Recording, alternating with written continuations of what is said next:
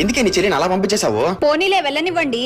దాని అనుమానాలన్నీ ఎవరి మీద రుద్దినే వింటూ ఉన్నాను, కానీ మీ మీద అనుమానం పడుతుంది. అది ఇంకెప్పటికీ ఇంట్లోకి రావాల్సిన అవసరం లేదు. అలా కఠినంగా ఉండకే. ఏదో మరదలు 2 మాట్లాడింది కదా అని చెప్పేసి మన ఇంట్లోకి రానికొని ఉంటావా? ఏదో మరదలు బావతో ఏదో సరదాగా అనుకుని వదిలేయచ్చు కదా. అది మాట్లాడిన మాటలు మీకు సరదా అయి ఉండొచ్చు, కానీ శివాని చంపేస్తాను అన్న మాటలు నేను అస్సలు తట్టుకోలేను.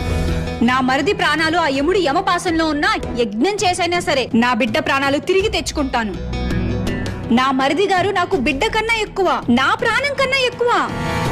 నాకంటే 3 ఏళ్లే చిన్నోడైనా నేను చచ్చేంత వరకు అమ్మలా చూసుకుంటానని మీ అమ్మగారికి మాటిచ్చాను. నా ప్రాణం మీద ఒట్టు, శివాని ఎవరు ఏం చేయలేరు. ఎవరి టాలెంట్ వాళ్ళకుంటే నా ప్రేమ నాకుంది. నాది తల్లి ప్రేమ. తల్లి ప్రేమ ముందు ఎంతటి బలాలైనా ఎంతటి సామర్థ్యాలైనా వెనకపడాల్సిందే. ఈ తల్లి ప్రేమను దాటి శివాని ఎవరు ఏం చేయలేరు.